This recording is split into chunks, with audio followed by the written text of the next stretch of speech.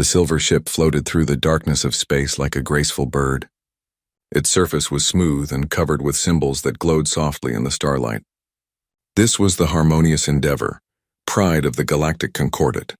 Inside the ship, Ambassador Velthra stood before a large viewing screen, her forearms clasped behind her back in a gesture of deep thought. "There it is," she said quietly. Earth, the blue and green planet, rotated slowly on the screen. White clouds swirled across its surface. It looked peaceful, beautiful, and according to all their data, it was home to a species that had just learned to travel between the stars. Velthra's assistant, a young Zenthari named Court, approached with a data tablet. "Ambassador, the final scans are complete. The humans have established 7 colonies in their solar system. Their technology is basic but functional. They have simple, faster-than-light engines, energy weapons, and standard defensive shields." "Tier 3 classification?" Velthra asked. "Yes, Ambassador. Standard Tier 3. They are exactly where we expected them to be." Court's voice carried the confidence of someone reading from a proven formula. "They achieved interstellar flight approximately 30 years ago. They are still learning, still growing." Velthra nodded slowly. She had done this many times before. The Galactic Concordat had welcomed 47 species into its fold over the past 3,000 years. Each time followed the same pattern. A young species discovers faster-than-light travel. They venture nervously into the galaxy. The Concordat finds them, extends a welcoming hand, and guides them into the community of civilized worlds. It was a good system. A peaceful system. The Concordat protected young species from the dangers of space. Pirates, rogue asteroids, unexplored phenomena that could destroy entire colonies. In return, these species learned from the elder races. They gained access to better technology, trade routes, and thousands of years of accumulated wisdom. "Prepare the diplomatic gifts," Velthra ordered. "We will approach their homeworld directly. Send the standard greeting in all major human languages." "At once, Ambassador." Court bowed and hurried away. Velthra turned back to the screen. She felt good about this mission. Humans seemed like a promising species. They had survived their own internal conflicts and united under a single planetary government. That alone showed maturity. Many species remained divided even after reaching the stars. The Harmonious Endeavor moved deeper into the solar system. It passed massive gas giants, rings of ice and rock, and small human stations that monitored the outer planets. None of the humans tried to stop them. Good.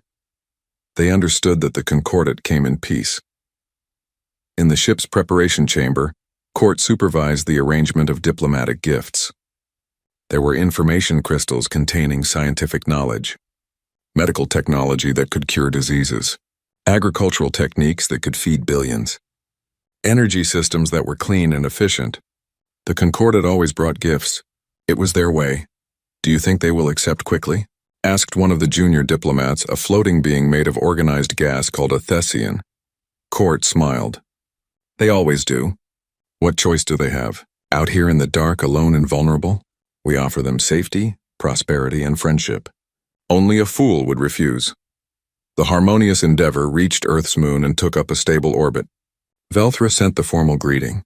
Within an hour, the humans responded. They were invited to come to a space station that orbited Earth. The humans called it Unity Station. As Velthra prepared to shuttle down, she reviewed what they knew about humans. They were mammals like several other Concordat species. They breathed oxygen. They had 2 arms, 2 legs, and expressive faces. They formed strong social bonds and valued things like honor, courage, and family. All very familiar traits. "They will fit well into the Concordat," she said to Court as they boarded the shuttle. "Perhaps in a few hundred years they will be welcoming new species themselves." The shuttle descended toward Unity Station. Through the window, Velthra could see Earth below. She thought about the billions of humans living on that world. Soon they would learn that they were not alone in the universe. They would discover friends, allies, and teachers among the stars. The shuttle docked smoothly. Airlocks hissed and equalized pressure. Velthra straightened her ceremonial robes and walked forward. The door opened and she got her first real look at humans. They were smaller than she expected. They wore simple but professional uniforms in dark blue. Their faces were calm and composed. A woman with gray hair and sharp eyes stepped forward. "Welcome to Unity Station," the human said in clear Concordat standard language. I am Secretary General Martinez of the United Earth Government. We are honored by your visit. Velthra bowed in the concordate manner. I am Ambassador Velthra of the Galactic Concordat. We come bearing friendship and an invitation to join the community of civilized worlds. Martinez smiled politely. We are grateful for your offer. However, we would like some time to review your proposal before making any decisions. Would 48 hours be acceptable? Velthra blinked in surprise. Usually, new species were eager, almost desperate to accept. They asked questions, yes, but they rarely needed time to consider membership in the most powerful alliance in known space. Of course, Velthra said smoothly. Take all the time you need. But inside she felt the first small seed of doubt. These humans were very calm, too calm. They showed no fear, no excitement, no wonder. They acted like this was just another diplomatic meeting, not the most important moment in their species' history. Something felt different about this first contact. Velthra just could not figure out what it was yet. The conference room aboard Unity Station was designed to be neutral and welcoming. Soft lighting illuminated a large circular table. Comfortable chairs accommodated beings of different sizes and shapes. On one side sat the Concordat delegation. On the other sat the human representatives. Ambassador Velthra activated a holographic display. Images of beautiful worlds appeared in the air above the table. Cities of crystal and light, vast gardens that fed billions, ships that moved peacefully between stars. This is what the Concordat offers, Velthra said warmly. For 3,000 years we have maintained peace across 47 worlds. We share technology freely. We resolve disputes through discussion, not violence. We protect each other from the dangers of the galaxy. Secretary General Martinez watched the images carefully. Her face showed interest but remained professionally neutral. What would be expected of Earth in return? Very little at first, Court explained eagerly. You would have junior membership status. You would learn our ways, adopt our standards for space travel and communication. In time, you would contribute to our common defense and participate in our council meetings. But that would be many years from now. Junior membership, Martinez repeated. For how long? Velthra made a gesture that meant patience. It varies by species, usually between 100 and 200 years. It gives you time to learn and adapt without pressure. One of the human representatives, Admiral Chen, leaned forward. And during this time, who commands human military forces? You do, of course, Velthra said quickly. But the Concordat provides guidelines for engagement, protocols for encounters with unknown species, and assistance if you face threats beyond your capabilities. What kind of threats? Chen asked. Court laughed softly. You need not worry, Admiral. The Concordat has kept the peace for millennia. Pirates are rare and easily dealt with. Dangerous spatial phenomena are well mapped. You will be very safe under our protection. Something flickered across Chen's face. It was too quick for Velthra to identify. The Admiral simply nodded and made notes on his tablet. Martinez stood. Thank you for this presentation, Ambassador. As I said, we need time to discuss this among ourselves. Would you be comfortable returning to your ship while we deliberate? Of course, Velthra said, though she felt puzzled again. The humans were so formal, so careful. Where was the excitement? The relief at not being alone in the universe? The Concordat delegation returned to the harmonious endeavor. Once they were safely aboard, Velthra called a private meeting with her senior staff. Something is wrong, she said without preamble. Their response is not normal. The ship's intelligence officer, a being called Drath, who resembled a walking collection of crystals, spoke up. I have been monitoring human communications. With your permission, Ambassador, I would like to present my findings. Go ahead. Drath activated a console. Streams of intercepted data appeared. The humans are using military-grade encryption for most of their communications. This is unusual for a Tier 3 species. However, some of their less sensitive channels are accessible. Audio played. Human voices speaking quickly. Fleet Command, this is Unity Station. The Concordat delegation has returned to their vessel. Initiate Protocol Gamma 7. Unity Station acknowledged. All defense platforms moving to Condition 2. Outer system patrols report no additional contacts. Roger that. Admiral Chen wants a full assessment of their vessel's capabilities. Science teams are analyzing their shield harmonics. The recording ended. Velthra felt her hearts beat faster. They are preparing for conflict. Not necessarily, Drath said carefully. But they are certainly more alert than we anticipated. There is more. Another recording played. Sir, when should we inform the Concordat about the Titan class? Not yet. Let them make their formal offer first. Admiral wants to see what they really think of us before we show our cards. Understood. The indomitable will should reach the outer system in 30 hours. Velthra's skin changed color slightly, a sign of confusion among her species. What is a Titan class? Unknown, Drath admitted. The term appears frequently in military communications, but always with high-level encryption around the details. Whatever it is, it appears to be significant. Court spoke up nervously. Perhaps it is just their name for a battleship? Tier 3 species often have warships. Usually they are small, poorly armed compared to our standards, but they take pride in them. Perhaps, Velthra said slowly. But doubt gnawed at her.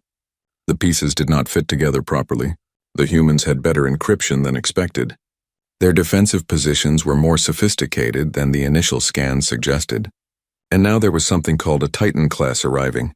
Could our classification be wrong? Asked the Thessian diplomat. Could they be Tier 2 instead of Tier 3? Drath's crystals flickered as he thought. Our classification system has been accurate for 3,000 years. Based on their technology, their expansion rate, and their energy signatures, they are clearly Tier 3. They must be. But Velthra was not so sure anymore. She had lived for 400 years. She had seen many species join the Concordat. She had learned to trust her instincts. And her instincts were screaming that something was very different about humanity. Continue monitoring, she ordered, but do not interfere with their communications. We will wait for their answer and hope our concerns are unfounded. The next 30 hours passed slowly. The harmonious Endeavor orbited Earth peacefully, but the crew was tense. Velthra spent the time reviewing every bit of data they had on humanity. She read their history, their literature, their philosophy. What she found made her increasingly uneasy. Humans fought. They fought each other. They fought nature, they fought disease and death itself with a stubbornness that bordered on insanity. Every page of their history was written in struggle. They never gave up. They never accepted defeat. Even when facing impossible odds, they found ways to survive. These were not the usual characteristics of a Tier 3 species. Most young species were naive, hopeful, and peaceful. They had not yet learned the harsh realities of the galaxy. But humans seemed to have learned those realities already, without the Concordat's help. Ambassador, Drath called urgently. There is a massive spatial distortion at the edge of the solar system. Velthra rushed to the sensor station. What kind of distortion? Something is dropping out of faster-than-light travel. Something very large. On the main screen, space itself began to tear. Light bent and twisted. Energy readings spiked across every spectrum. And then, like a predator emerging from shadows, a ship appeared. Velthra stared in absolute shock. The ship was enormous. It was easily 12 kilometers from bow to stern. Its hull was dark and angular, covered in armor plating that made their scans slide off uselessly. Weapon ports lined its surface like the teeth of some ancient beast. The energy signature from its reactor was stronger than most space stations. By the Concordat, Court whispered. What is that? More ships appeared behind it. 20 destroyer-class vessels, each one comparable to the harmonious Endeavor in size and power. They formed up in a perfect escort formation around the massive central ship. A communication came through. The voice was human, male, and completely calm. This is the UENS Indomitable Will Titan-class warship. We are here for the diplomatic proceedings. Please transmit docking coordinates. Velthra could not speak. She could only stare at the massive warship that had just shattered every assumption the Concordat had made about humanity. The main bridge of the harmonious Endeavor had gone completely silent. Every member of the crew stared at the viewing screen where the Indomitable Will dominated the display. The ship was so large that their sensors had to zoom out just to capture its full length. Velthra finally found her voice. Get me full tactical analysis, now! Drath's crystals pulsed rapidly as he worked. Ambassador, I barely know where to start. The vessel mass is approximately 12 million tons. It has armor plating I cannot fully penetrate with our scans. I count 470 weapon ports of various sizes. The reactor signature suggests an output exceeding anything in the Concordat fleet by a factor of 8. 8? Court's voice cracked. That is impossible. They are Tier 3. They should not have that kind of power generation technology. And yet they clearly do, Drath replied grimly. I am detecting launch bays capable of deploying hundreds of fighter craft, point defense systems covering every angle, shield generators that could probably withstand sustained fire from an entire battle group. This ship is not just a warship. It is a mobile fortress. Velthra felt cold despite the comfortable temperature of the bridge. How did we miss this? How did our initial scans not detect a ship this size? It was not here, Drath said. According to the humans' communications we intercepted, it was returning from somewhere they call the outer reaches. It has been in faster-than-light travel for weeks. The implications crashed down on Velthra like a physical weight. If humans had built one ship like this, they might have built more.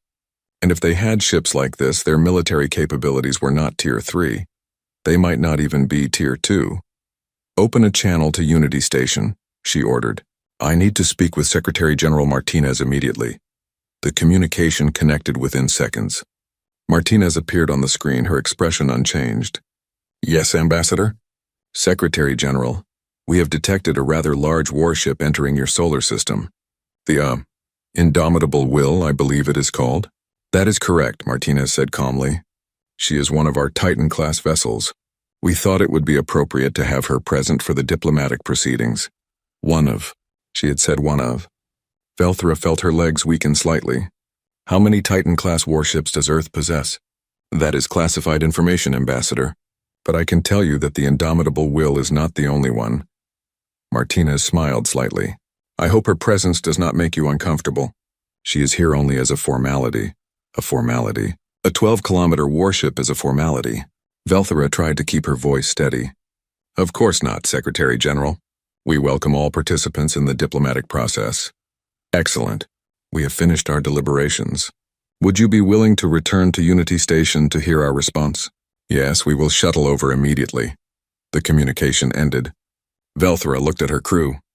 They all wore expressions of shock and confusion. The comfortable assumptions that had guided their approach to Earth had been completely destroyed. Should we request backup? Cord asked quietly. The Concordat has warships we could summon, and tell them what? Velthra replied. That we miscalculated so badly that we approached a heavily militarized species with a single diplomatic vessel? That would be a humiliation the Concordat has not suffered in 1,000 years. She straightened her robes with all four arms. No, we will proceed with dignity. The humans have not threatened us. They have been perfectly courteous. Perhaps there is an explanation for all of this, but as Velthra shuttled back to Unity Station, she could not help but stare out the window at the Indomitable Will. The ship hung in space like a dark moon, its surface bristling with weapons. Small fighter craft moved around it in precise formations. Occasionally, bright flashes along its hull suggested weapons tests or system checks. It was beautiful in a terrible way. A monument to military engineering. And it spoke of a philosophy very different from the Concordat's peaceful approach to the galaxy. The shuttle docked. Velthra and her delegation walked through Unity Station's corridors. This time she noticed things she had missed before. The walls were reinforced. The corridor intersections had automated defense turrets, currently retracted but clearly present. Every human they passed wore a uniform and moved with purpose. This was not a diplomatic station. It was a military outpost that also handled diplomacy. They entered the conference room. The human delegation was already there. Admiral Chen sat next to Martinez now, his uniform decorated with medals and insignia. Several other officers flanked them, their faces serious. Ambassador Velthra, Martinez began, we have considered the Concordat's generous offer of membership. And? Velthra asked, keeping her voice neutral. We must respectfully decline junior membership status. The words hung in the air. In 3,000 years, no species had declined Concordat membership. It simply did not happen. I see, Velthra said carefully. May I ask why? Martinez glanced at Admiral Chen, who nodded. The Secretary General folded her hands on the table. Ambassador, your offer assumes that Earth is a young, inexperienced species in need of guidance and protection. That assumption is understandable based on your initial scans of our civilization. However, it is not accurate. The Titan-class warship suggests as much, Velthra admitted. The Titan-class vessels are part of a larger military doctrine. Chen spoke up. We call it the Never Again Doctrine. It was created 80 years ago in response to an existential threat to our species. What kind of threat? Drath asked from behind Velthra. Chen's face hardened. Have you ever encountered a self-replicating machine intelligence designed for war? The room went cold. Velthra felt her blood freeze in her veins. You mean the Reapers? Every member of the Concordat delegation knew about the Reapers. They were the nightmare whispered about in the oldest records. Ancient machines that consumed entire civilizations.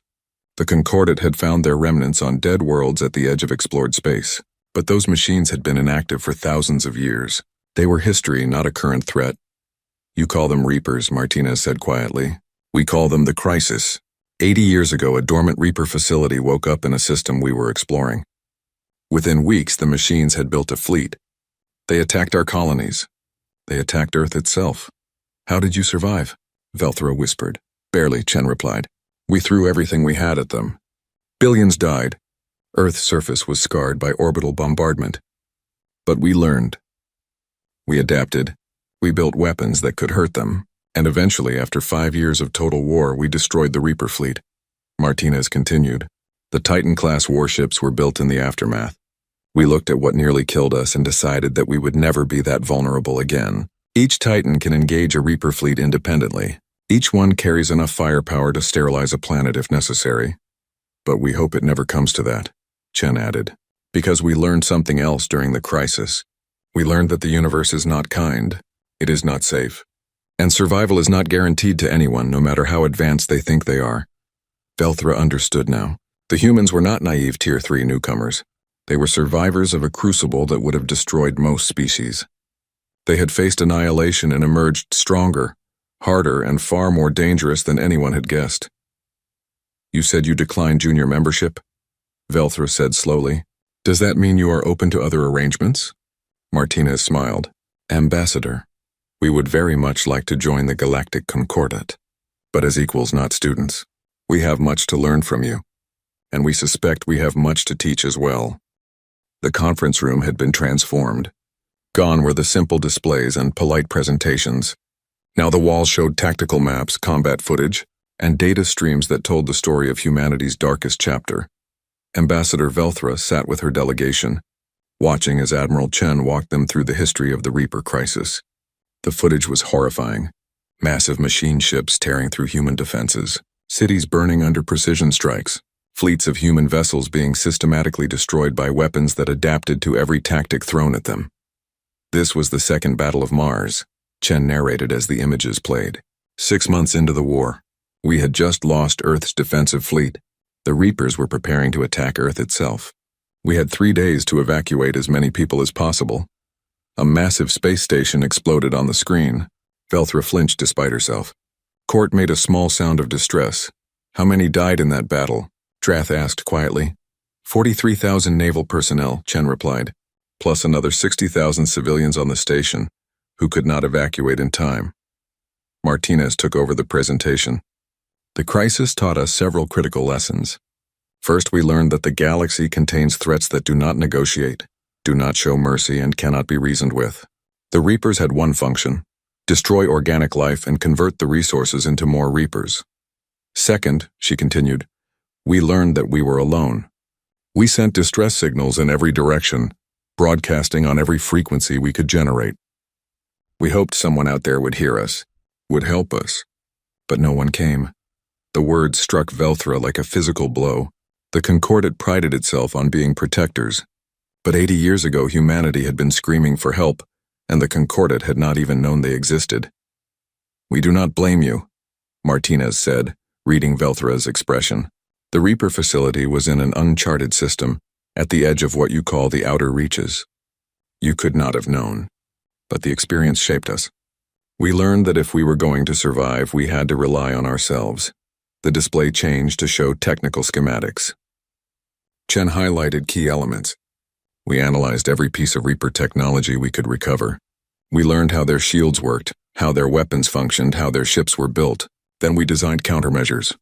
The Titan class was the result, Martinez added. Each ship is essentially a mobile weapons platform designed to fight Reapers. Heavy armor to withstand their particle beams. Redundant systems so battle damage cannot cripple the ship. Massive reactors to power shields strong enough to absorb sustained fire. And weapons designed specifically to penetrate Reaper defenses. Velthra studied the schematics. Every detail spoke of brutal pragmatism. These ships were not built for exploration or prestige. They were built for war, for survival, for never being helpless again. How many Titan-class vessels do you have? She asked. Martinez and Chen exchanged a glance. Chen nodded slightly. Martinez turned back to the Concordat delegation. 5. The Indomitable Will, the Eternal Vigil, the Thunder's Answer, the Last Light, and the Prometheus Rising. Each one is stationed in a different sector of human space. Each one commands a battle group of support vessels. 5, Court whispered. 5 ships that could each challenge our entire defense fleet. We do not want to challenge anyone, Chen said firmly. These ships exist to defend humanity. Nothing more. We have no territorial ambitions beyond our current colonies. We do not seek to conquer or dominate, but we will never again be in a position where we cannot protect ourselves. Velthra understood. She was beginning to see the full picture now. What happened to the Reapers? Did you destroy them all? We destroyed all the active units, Chen replied. But the Reaper facility itself was only partially destroyed. Our scientists believe more facilities exist in deep space, dormant and waiting. If they wake up again, they will be humanity's problem to deal with. And possibly yours, ours. Dreth's crystals flashed an alarm. Martinez brought up a star map. The Concordat's territories were marked in blue. Human space was marked in green, and beyond both, stretching into the unknown, was a vast area marked in red. This is where we encountered the Reapers. The uncharted regions beyond both our territories. We have been conducting long-range patrols in this area for decades, looking for signs of Reaper activity. We have found 3 more dormant facilities, all heavily damaged, probably from ancient wars, but still potentially functional. The Concordat has maintained peace for 3,000 years, Velthra said slowly, because we have stayed within safe, explored space. You are saying there are threats in the unmapped regions that we have never encountered? Yes, Martinez confirmed. And if the Reapers are out there, they are a threat to everyone, not just humans. The Concordat's worlds would be just as vulnerable as ours. More so, perhaps, because your military doctrine is defensive, not offensive. Your ships are designed to keep peace between civilized species. Ours are designed to fight existential threats. The implications settled over the room like a heavy blanket. The Concordat had been safe for so long that they had forgotten real danger existed. They had built a society based on cooperation and mutual protection, which was admirable, but they had no experience fighting enemies who wanted to exterminate all life. Humanity had that experience, and they had paid for it in blood. You mentioned teaching as well as learning, Velthra said thoughtfully. What did you mean by that? Chen activated another display. This one showed training exercises, tactical simulations, and combat doctrine manuals. The Concordat has technology we need. Better sensors, more efficient engines, medical advances that could help billions. But we have something you need too. We have learned how to fight, how to survive, how to face impossible odds and find ways to win. We have also learned about defensive coordination at a scale you have never needed, Martinez added. During the crisis, we had to link every defensive platform, every warship, every ground installation into a single coordinated network. We had to make split-second decisions across entire star systems. Our command and control systems are probably the most advanced in the galaxy, born from desperate necessity. Velthra stood and walked to the star map. She studied the red zone, imagining what might be lurking in those uncharted systems, sleeping Reaper facilities, perhaps other threats that no one had discovered yet. The galaxy suddenly seemed much more dangerous than it had that morning. The Concordat Council will need to discuss this, she said finally. What you have told us changes everything. Our assumptions about the galaxy's safety, our defensive priorities, our first contact protocols. We understand, Martinez replied. Take all the time you need. But while you deliberate, there is something you should know. What is that? Martinez smiled, and for the first time, Velthra saw genuine warmth in it. Despite everything we have been through, despite the scars we carry, we genuinely want to join the Concordat. We believe in cooperation between species. We believe in peace. We just believe in being strong enough to defend that peace. We are not asking you to become warriors. We are offering to stand watch while you continue being what you are best at, building bridges between civilizations. Velthra felt something shift inside her. The initial shock was fading, replaced by understanding and perhaps even hope. You are offering a partnership. We provide knowledge and diplomatic expertise. You provide military capability and threat assessment. Exactly, Chen confirmed. Together we are stronger than either of us could be alone. You can teach us how to be better neighbors, better diplomats, better builders. We can teach you how to protect what you have built. For the first time since the indomitable will had arrived, Velthra felt her confidence returning. This was not the disaster she had feared. It was an opportunity, a chance for the Concordat to evolve beyond its comfortable boundaries and face the real galaxy. I will send your proposal to the Council, she said, and I will recommend full membership for humanity. As equals. Martinez extended her hand in the human gesture of agreement. Velthra clasped it with two of her own hands. Welcome to the Galactic Community, Secretary General. We may have started awkwardly, but I believe this partnership will be remembered for a very long time. 3 weeks later, Ambassador Velthra stood in the Grand Council chamber of the Galactic Concordat. The chamber was a marvel of architecture, a vast dome that could hold representatives from all 47 member species. Today it held them all. Every species had sent their ambassadors, their military advisors, and their scientists. What humanity had revealed was too important to ignore. The holographic display at the center of the chamber showed the Reaper crisis footage again.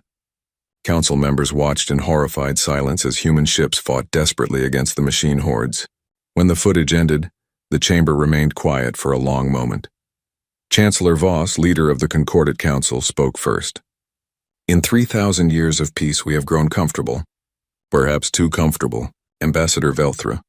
You have reviewed all the data humanity provided. What is your assessment? Velthra stepped forward. Her forearms gestured as she spoke.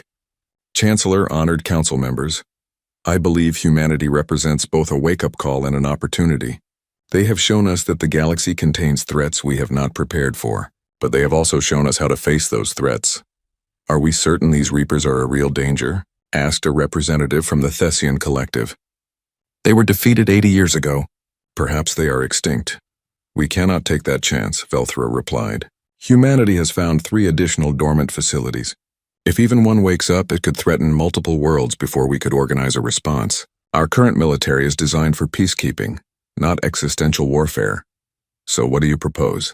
Chancellor Voss asked. I propose we accept humanity as full members of the Concordat with equal status and voting rights. Furthermore, I propose a joint military initiative. Humanity will share their combat experience and defensive technologies. We will share our scientific advances and diplomatic networks. Together we create a new defense strategy that can protect all our worlds. The chamber erupted in discussion. Some representatives were enthusiastic. Others were concerned. A few were outright frightened by the idea of militarizing the peaceful Concordat. Chancellor Voss raised his hand for silence. Let us hear from the humans themselves. Secretary General Martinez, you have been observing these proceedings. Would you like to address the council? Martinez stood from the observers section. She walked to the center of the chamber with Admiral Chen beside her. Even here, surrounded by dozens of alien species, she moved with calm confidence. Honorable Council, Martinez began. Humanity does not wish to change what the Concordat is. You have built something remarkable, a society based on cooperation, knowledge sharing, and peaceful coexistence. That is precious and should be protected. We are simply offering to help protect it. By bringing warships into our peaceful territories, challenged a representative from the Corthan Union. By being honest about the reality of the universe, Chen replied. Peace is not the natural state of the galaxy. It is something that must be maintained and defended. You have maintained it admirably within your borders. We are offering to help defend it from external threats you have not yet encountered. Martinez continued. We propose a joint defense initiative.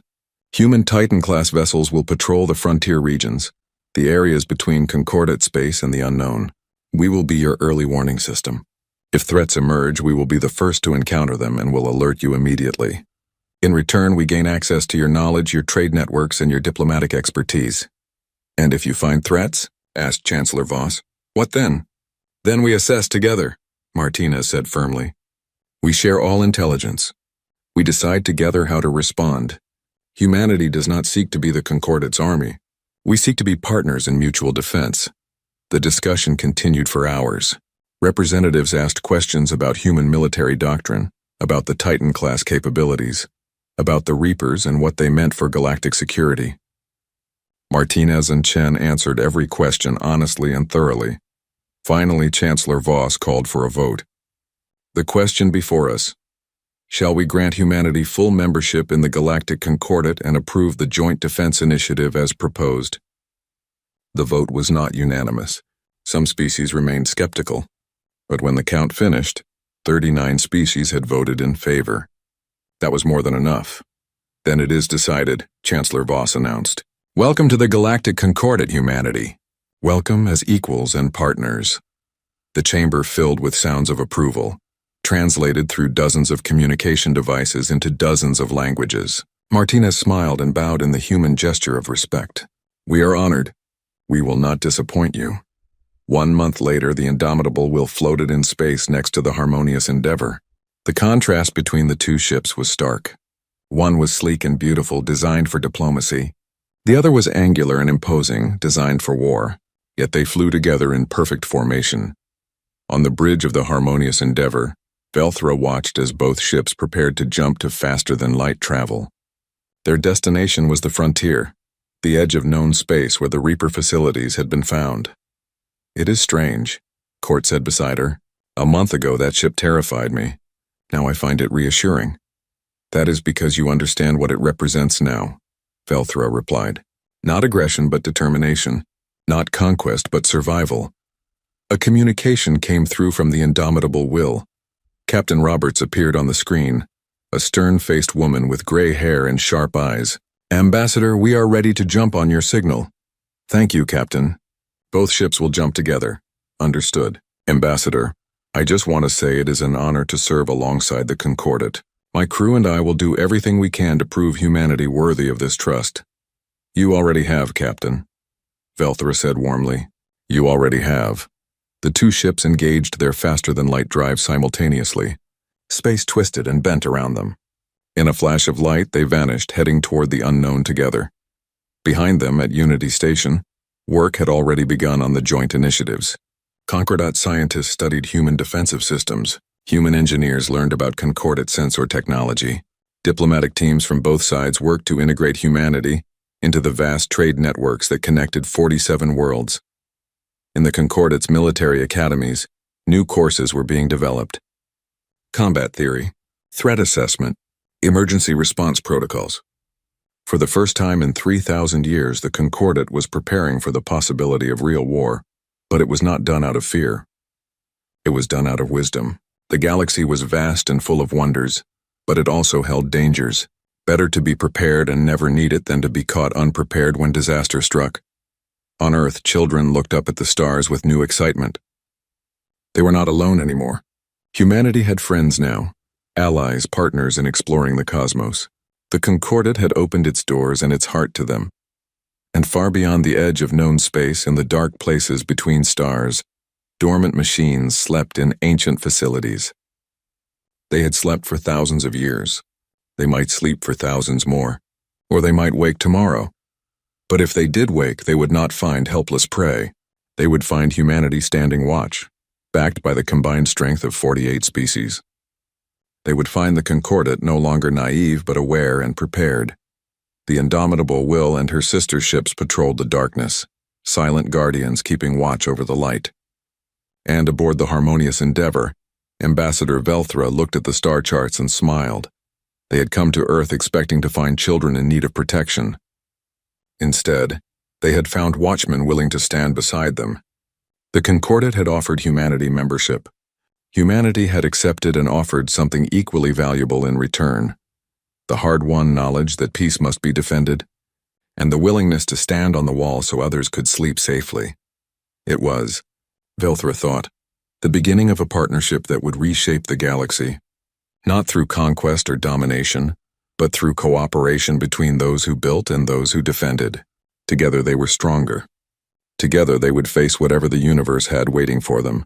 And somewhere in the depths of space, both ships jumped forward into the unknown, side by side, ready for whatever came next.